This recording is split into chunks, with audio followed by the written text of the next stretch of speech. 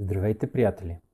Последните 2 седмици ви показахме по-голямата част от сагата ни с дренажа на къщата. Локализирането на тръбите за чистата и отходната вода, маркиране и изкопаване на изкопите за дренажа, доставки на необходимите ни за проекта неща, избора на геотекстил и полагането му, както и избора на тръби за дренажа и залагането им в самия дренаж. Остана само най-трудоемката част – избора и засипването на изкопите с дренажен камък.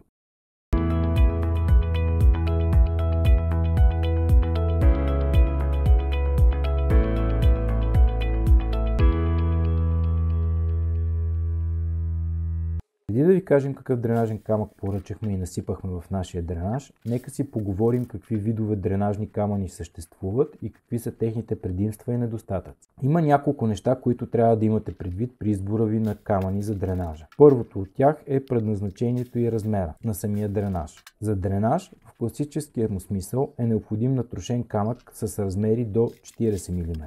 Натрошен камък с размер на фракцията от 5 до 20 мм се счита за строителен, но може да бъде внесен и в самия дренаж или при самото засаждане на растенията. Натрошен камък с размер на фракцията от 5 до 20 мм се счита за строителен като цяло, но може да се внесе както при засаждане на растения, така и в самия дренаж.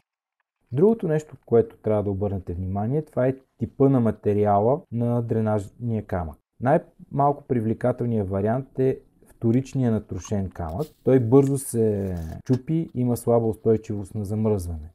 Доломитите също притежават тези недостатъци, но може да се използват и за локално приложение при засаждането на растения, като се използват за допълнителен източник на вари минерали.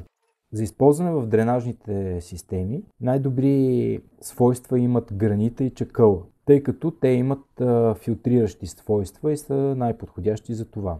Също така са важни и някои спецификации. Оптималната люспеност или размера на самото зърно на самия камък има значение. Поред нивото на устойчивост на замръзване е по-добре да изберете натрошен камък, който може да издържи най-малко 300 цикъла на екстремно спадане на температурата, замързяване, размразяване и така нататък. При подреждането на дренаж също е важно да се обърне внимание на якостните характеристики на запълването. Оптималните показатели в това отношение ще бъдат от 5 до 15%.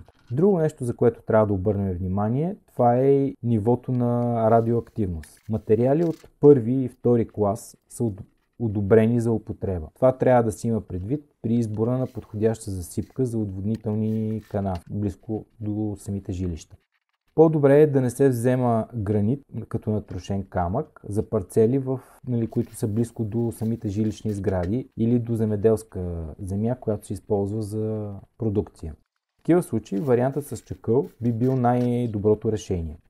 Има няколко вида натрошен камък, всеки от които е направен от определена скала или минерал. Те се различават по своята производителност, твърдост и плътност. Най-популярните опции си струва да бъдат разгледани и по-подробно. Както се досетихте, първата от тях това е гранита. Този вид натрошен камък се получава от скала, която се счита за най-твърда и издръжлива. Натрошеният камък от гранит запазва тези свойства, докато е устойчив на замръзване. Има доста висок експлоатационен живот, почти до 40 години. Натрошеният гранит обаче може да има доста висок радиационен фон. При избора на материал е важно да се обърне внимание на този показател. Тук трябва да следите материалите да са от първи, най-много втори клас и да са одобрени за употреба. Те не трябва да надвишават допустимите норми. Нека обърнем внимание на някои свойства на натрошения камък от гранит. Той притежава най-висока степен на устойчивост на замръзване. Температури, вредни за гранита, не се срещат в природата и може да се каже, че той ще бъде почти вечен. Също така той е устойчив и доста силен. 1 см субстрат от гранит, който няма видими механични повреди, може да издържи тегло до 100 тона. Плътността на масата в насипно състояние на гранита е 1,4 тона на кубичен метър, което е много по-високо от другите видове камъни. Нека обърнем внимание на някои от предимствата на гранита. Първото, това е твърдостта и силата на гранита. Когато се използва в отворени дренажни системи, устойчивостта на замръзване играе голяма роля, която позволява частично да се защити системата от преохлаждане. Плътността на масата на развалините в насипно състояние е доста висока. Следователно, стените на окопите на повърхностните системи за отводняване ще бъдат здраво засилени поради плътното отделяне на фрагменти. Гранитните камъни се добиват от твърдо скално раздробяване и това е хомогенен материал. В резултат на процеса на производство на гранит, чрез раздробяване, материалът има неравна ъглова форма, което осигурява по-добро сцепление на самите камъни и е, така да се каже, по-надежно предпазва дренажните тръби от повреда или от запушване. Както вече казахме, степента на радиоактивност на гранита, който е от клас 1, е безопасен за хора. Цената му е значително по-висока от останалите категории, но се изплаща от другите му характеристики и дълготрайността. Следващия вид, това е варовика. Той е най-евтин и екологичен вид на трошен камък. Получава се чрез раздробяване на варовик или доломит, т.е. от не чак толкова твърди и здрави скали. Това съкращава живота на дренажа. Освен това, такъв камък може да се използва само на почви с ниска киселинност, сухи и незамръзващи. Трябва да обърнем внимание на някои свойства на варовик. Първата е ниската степен на устойчивост на замръзване. Материалът, поради наличието на голям брой примеси, започва да се влошава при температура от минус 10 градуса. Силата на варовика е различна и варира от 50 тона на 1 см субстрат до 150 тона. Съдържа от около 0,25% глинести частици, както и 5% слаби скали. Другият тип камъни, това е чакъла. Произвежда се чрез раздробяване на скали, малко по-ниски по твърдост от гранита. Полученият материал има по-нисък радиационен фон, безопасен е и е по-евтин от гранита. По обемна плътност и форма на частиците, чакълът е възможно най-близък до гранита. Но за разлика от гранита, чакълът се произвежда от седиментни скали чрез раздробяване. Седиментните скали имат неорганичен произход, разхлабени в тяхната структура. Чакълът има висока степен на устойчивост на замръзване. Въпреки това, когато температурите паднат под минус 20 градуса, примесите започват да реагират и е вероятно да замръзнат. Това води до поява на пукнатини и субстрата лека по лека се превръща в прах. Силата им е доста висока, слой с дебелина 1 см издържа до 80 тона. Чакълът съдържа около 0,6% глинести части, както и 1,5% слаби скали. Друг вид дренажни камъни, това са вторичните материали. Този вид натрошен камък се класифицира като строителен отпадък, тъй като се получава чрез раздробяване на бетон, асфалт и други отпадъци, които са изпратени за преработка. Вторичният натрошен камък е много евтин, но по отношение на якостните си характеристики е много по-нисък от този получен от естествен камък. Друг такъв вид, това е тъй наречената шлака. Този продукт също е класифициран като промишлен отпадък. Получава се чрез раздробяване на металургична шлака. Екологичната безопасност на материала много зависи от самата суровина. Всички тези видове натрошен камък се предлагат за закупуване и могат да се намерят без проблем. Важно е да изберете правилната опция за вас, според локацията и бюджета, с който разполагате. Когато решавате кой натрошен камък да използвате, за да запълните дренажните траншеи, е важно преди всичко да определите и размера на самите камъни, така наречената фракция.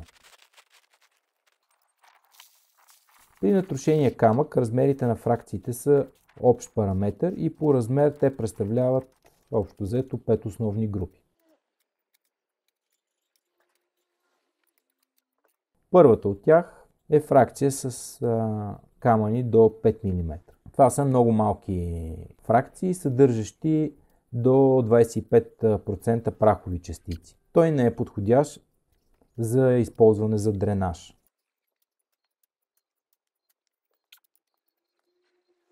Следващата фракция, това е от 5 до 20 мм.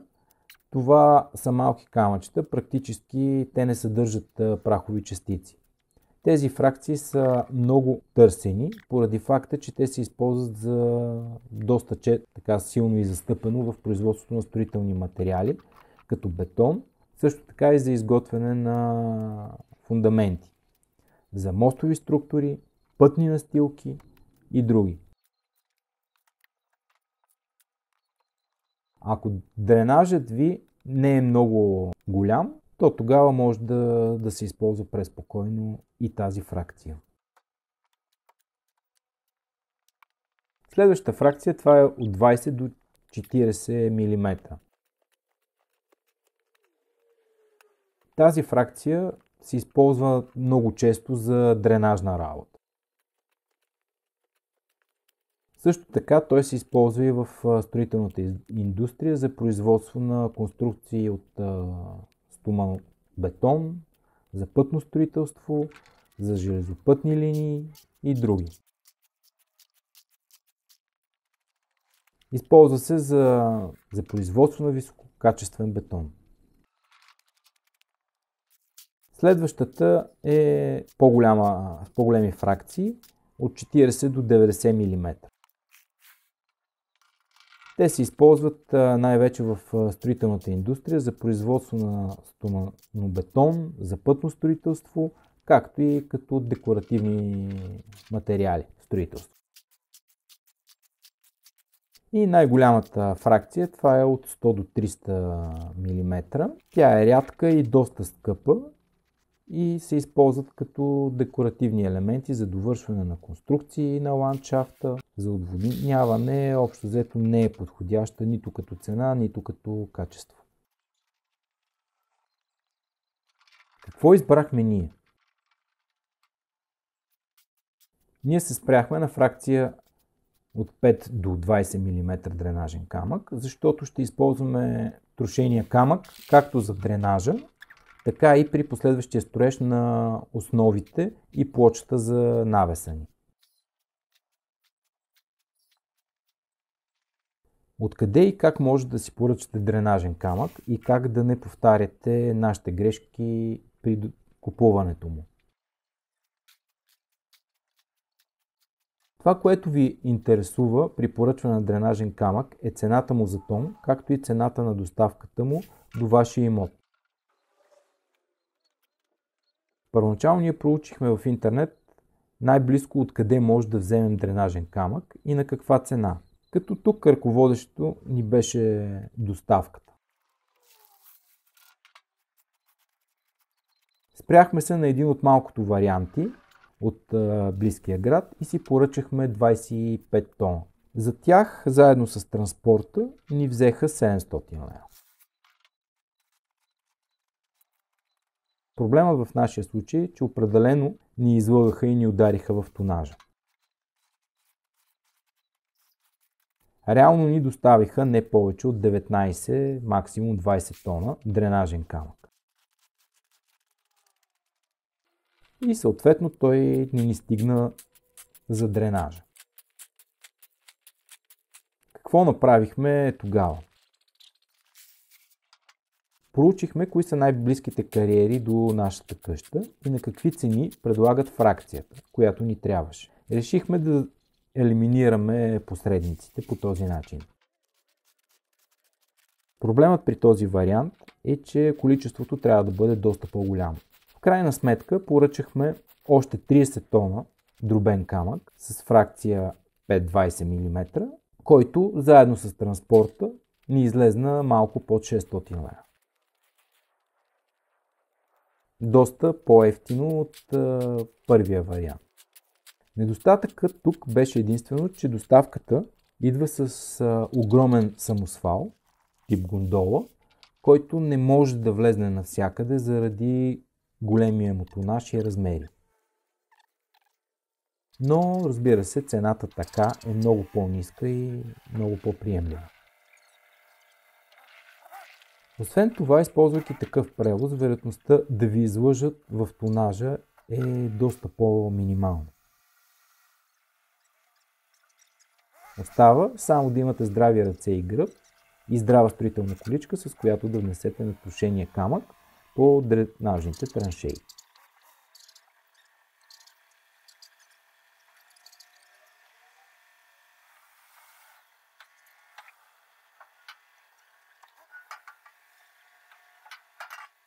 Към края на помощ се претечи и малкия ми син. Разбира се, с каквото и колкото беше по силите му. Отиваме ли за камъни? Да. Айде. Айде на голямата купчина.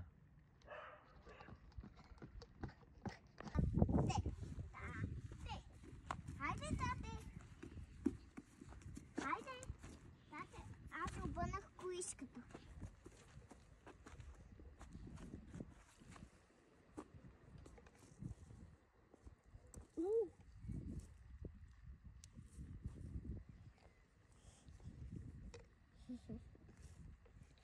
Я ме, тате. Може да ме видиш пак? Искаш тебе да те снимам? Да.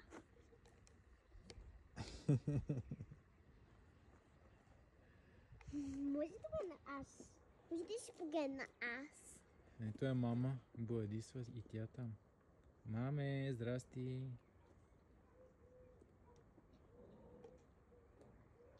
Тати, може да погледнем какво ние правиме. Айде. Да ни снима къде. Да ти снима. За камъни ли отиваме, тате? Да, Айде да ходим за камъни. добре.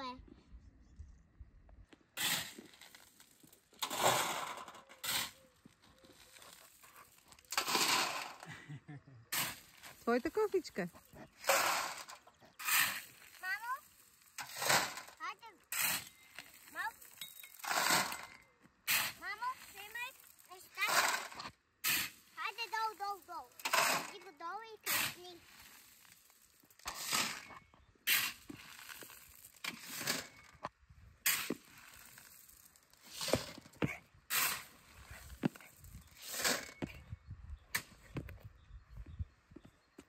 Един са кого ще изпреваря? А, Не, тате, не тръгвай. Не тръгвай. Чакам те. Чакай. Чакам те.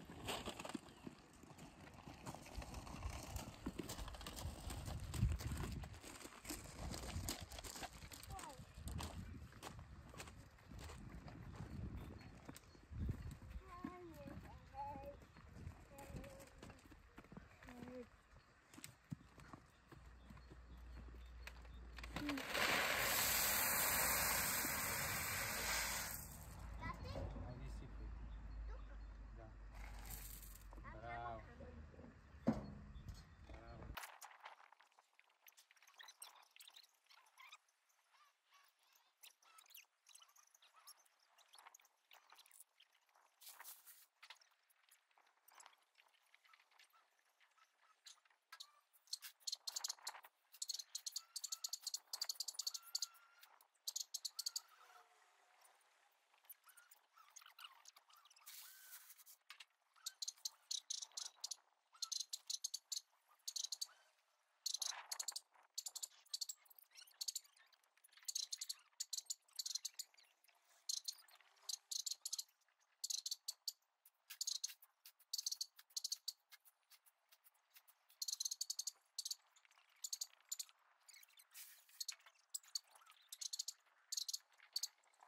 Ето и калкулация на нашите разходи по дренажа.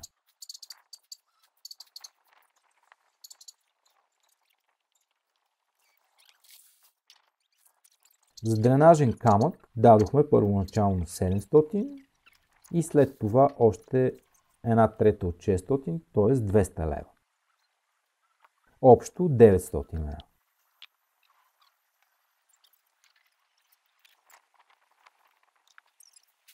Изкопаването на каналите за багера, за една машинна смяна, заедно с превоза 480 лева.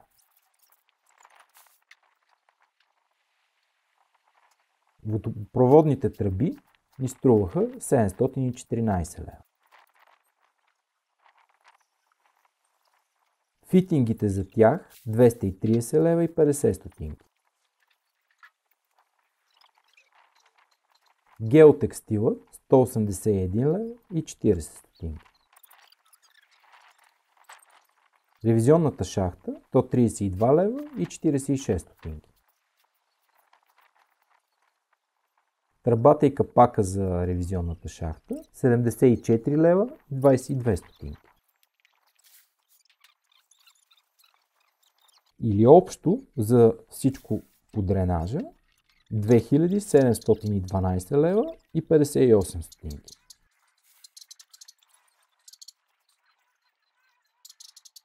Как мислите, много или малко са това? Напишете, ако искате, в коментарите под видеото какво мислите за парите, които ние дадохме за нашия дренаж.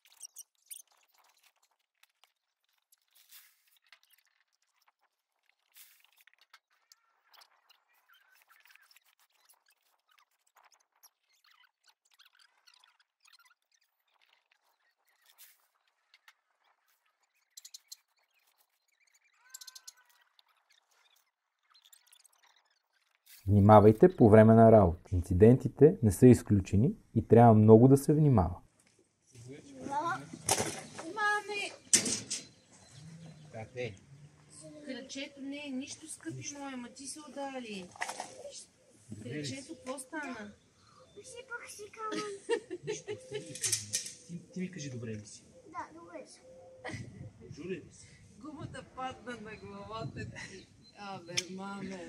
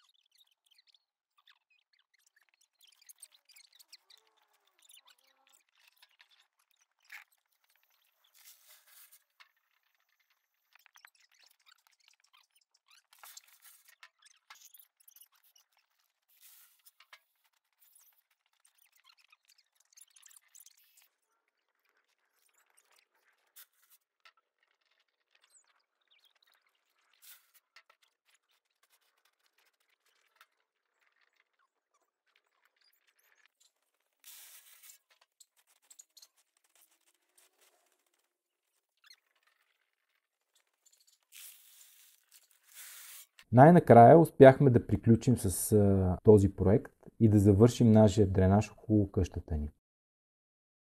Надявам се той да ни служи дълго и безпроблемно. Вече гледаме към другите ни проекти по къщата и градината и скоро ще ви запознаем и с тях.